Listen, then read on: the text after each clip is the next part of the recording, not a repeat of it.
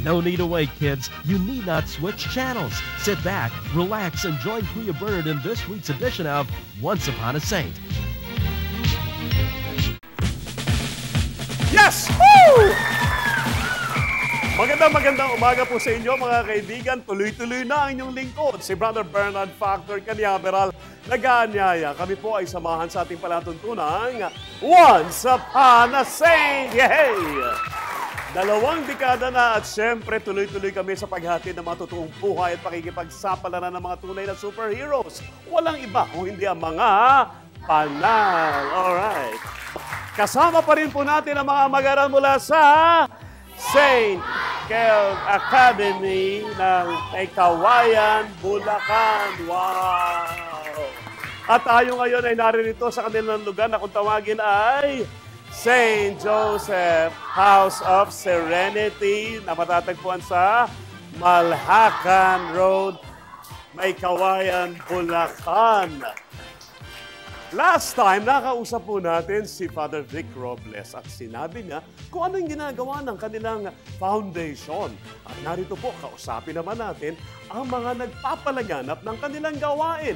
Papasukin na natin sila Sister Rita, sila Sister Liway, si Sister Nan at si Sister Fe. Magandang araw po! Magandang araw po! Diba? Talagang yung bati nyo, talagang katikista. Matagal na po kayong katikista? Mga 23 years na po. 23 years? Okay. Wow! Nakakakaya. At kayo po bilang katikista, ano po ang biyayang dumadaloy sa inyo bilang katikista? Sa akin po, nararamdaman ko po yung biyaya ng kapanatagan ng kalooban. Serenity. Kahit po may mga problema sa buhay, pero yung pong kapanatagan, nananatili mo. Kasi yung iba maraming pera pero hindi sila makatulog. Ano? Yung iba, maraming pagkain pero hindi makakain. Diba? Yung iba, ang daming pwedeng inumin pero walang nalalasahan. Si Ma'am po, Ma'am Liway, kumusta po kayo? Kayo po ay katikista din po kayo? Opo. Pero sa... Ako po ay isang private na guro. Private school teacher? Opo. At isa rin pong katikista. Matagal na rin po kayo katikista mo? Matagal na 6 years po. 6 years. Ito, 26 years. 23. Ito susunod, 45 years na yun. Ito katikista. So, Dan, kamusta ka na? Oo. Kamusta boyfriend? Ay, wala. Pero nagtuturo ka din. Kayong dalawa po, pareho kayo ng kulay ng tabi. Opo, kayo po ay mga katikista saan? Sa may Kawayan College po. Bali kami po yung social worker. Ng foundation? At bilang social worker ng foundation, ano po ginagawa nila? Sa amin po, nagkakanta kami ng feeding program every Tuesday and Thursday po. Tuesday and Thursday feeding program. Mga ilang bata po ito? 25 children po sa Calvario at mismo sa Calvario Cemetery po. Ano po? 25 children po yung pinapakain namin. Sa? 25 children po yung beneficiaries nung supplemental feeding program. Every Tuesday and Thursday. Yung saan po kayo nagpi-feeding program? Sa MC mismo po ginagawa yun.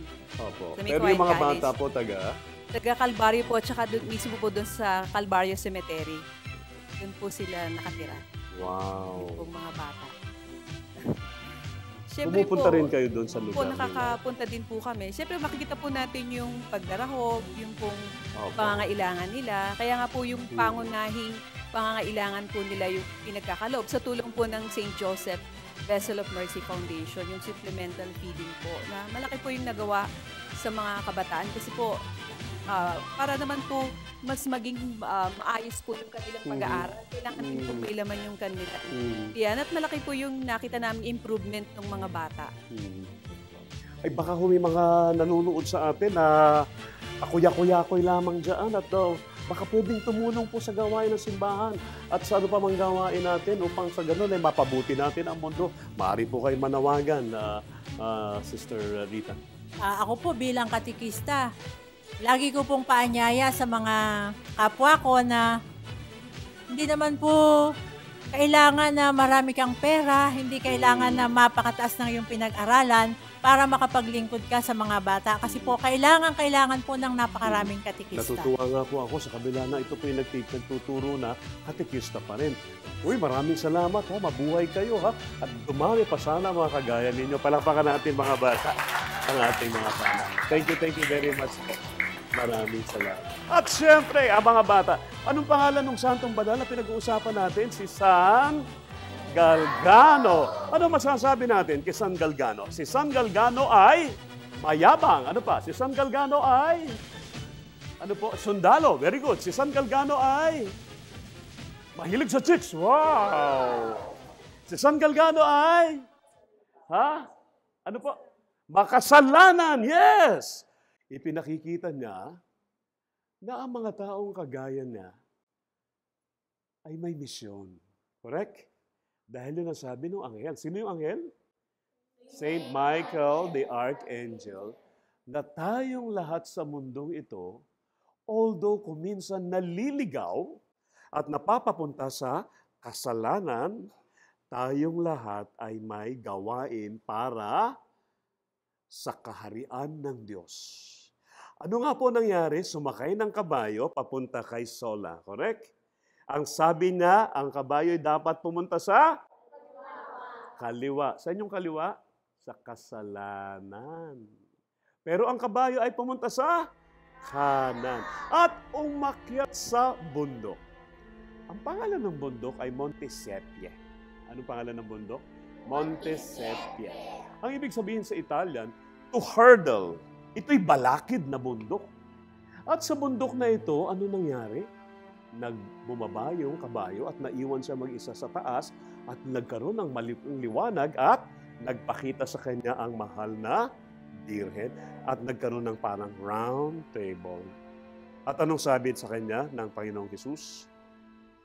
Tumalikod ka sa lahat ng iyong kasalanan. Anong sabi niya? Mas madali sa kanya na basagin yung malaking bato kaysa sa tumalikod sa kasalanan. Kaya hinugot niya ang kanyang espada at kanyang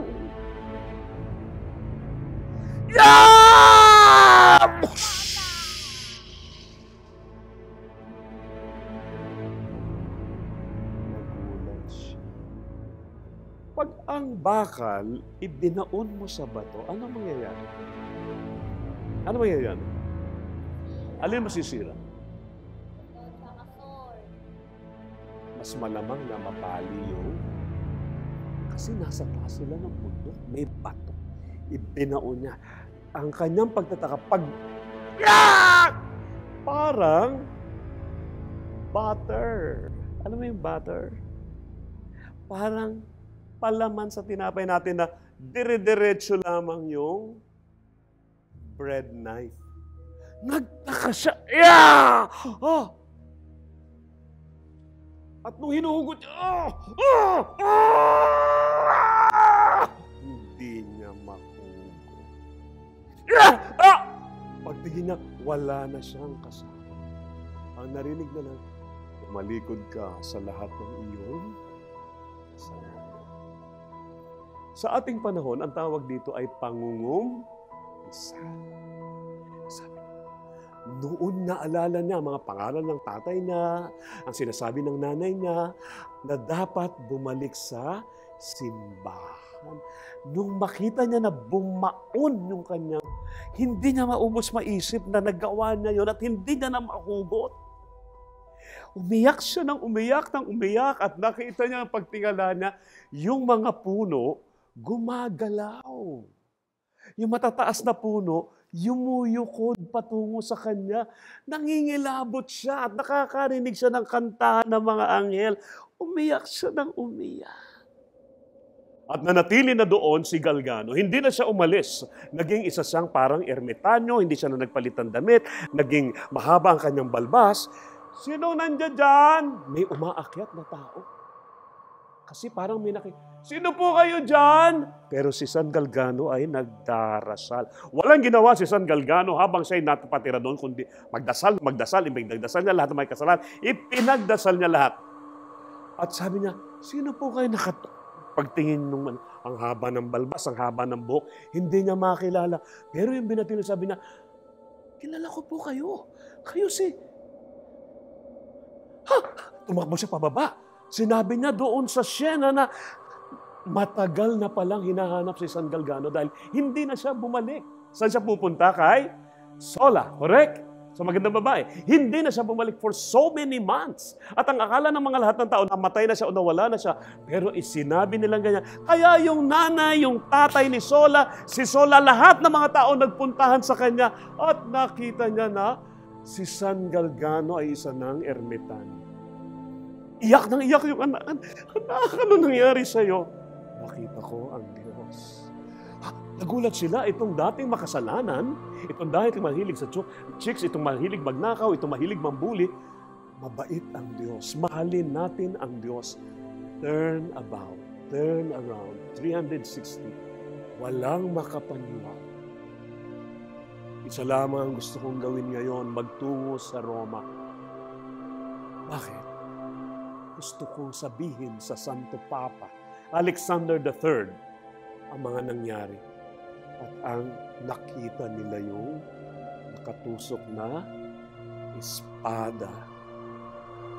Walang makakabunot niyan maliban sa isang taong may malinis na puso. Humingi siya ng tawad kay Antonio, kay Sola, at sa mga tao. At nagtungo siya sa Roma, kinausap niya ang Santo Papa. Narinig ng Santo Papa ang balita at binigyan siya ng bendisyon. Hindi niya alam, ang dyablo ay laging nakamasid. At bumalik siya doon at nagtayo siya ng hermitage o parang kuweba at nagdoon siya nanatili at nakabantay siya doon. At tuwing tinitingnan niya ang kanyang espada na nakabaon sa krus, ano yung nakikita niya? Espada at yung hawakan ng espada, ano nakikita niya? The cross! The cross, anak! Ang nakikita niya ay cross doon sa espada. Hindi para gawing pamatay ng tao, kundi para krus na bumuhay sa pananampalataya.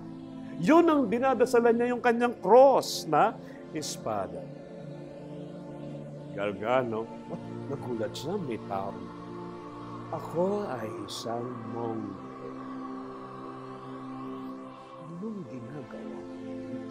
Bakit hindi ka bumaba sa bayan? Naroroon ang mga mahihirap. Lahat ng ginawan mo ng kasalanan, magsisi ka. Bumalik ka. Bumalik ka. Habang nakatingin siya, nakikita niya na iba yung mata nung kausap niya. Parang sa pusa. Yung mata natin bilog, di ba? Parang sa pusa, na sa loob ay nagliliyaw. Bumalik ka. Tapos ang sabi niya, huwag mo kong tuksuhin. Diablo! Kinuha niya, nabunot niya. Nawala. Binaon niya ulit ang mga bata, sa ating pananampalataya, kahit tayo ay malinis na, parati tayong tutuksuhin ng diablo. Nakausap niya ang Santo Papa, nagsisi siya sa kasalanan, at maraming tao ang nagtutungo doon. Humihingi ng kanyang payo at nanatili siya, hindi na siya umalis. Nagtayo ng at isang araw, ang mga obispo ng Masla o isang lugar sa Italia ay nagtungo doon at ng Turin ay nagtungo roon para siya'y kumustahin. Nakita nilang nakaluhod si Galgano at nagdarasal sa harapan ng kanyang krus. Ano yung krus niya? Espada. At sabi nila, Galgano, may pinararating na balita sa iyo ang Galgano.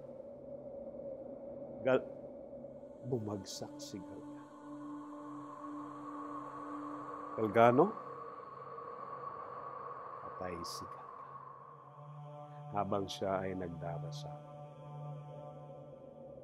At Ang balita ay kumalat sa buong Italia, kumalat sa Pransya, kumalat sa iba pang panig ng Europa. At ito ang hatid kong kwento sa inyo mga bata. Dahil hindi kilala ng maraming Pilipino kung sino si San Galgano. Ang kakilala nila ay si King Arthur. Hindi totoo si King Arthur. Ang mas totoo ay si San Galgano. Sa dakong huli, pag pumunta kayo sa lugar na yon, sa Siena, sa bundok ng Monte Siepe, ay naroroon mga bata at nakabaon sa taas ng bundok. Nababalot ng kristal ang sword, ang sandata, ang patalin ni San Galgano. Makasalanan na naging banal. Taas ang mga bata na gusto maging banal. Taas ang kamay ng mga bata makasalanan. Lahat tayo ay makasalanan. Taas ang kamay. Palakpakan natin. Hoy mga bata, nagustuhan niyo ba ang ating kwento? Sana po'y nakapagdulot kami ng dagdag kaalaman at sariwang inspirasyon. At siyempre, bago tayo tuloy magpaalam, iniiwan po namin sa inyo ang mga mahalagang katagan ng ating founder, servant of God, Father Patrick Peyton CSC, to always pray. Pray like Saint Galgano and pray as a family, because the family that prays together stays together. And a world that prayer is a world at peace. Lahat ng yan dito lamang sa Once Upon a Saint! Yes! Woo!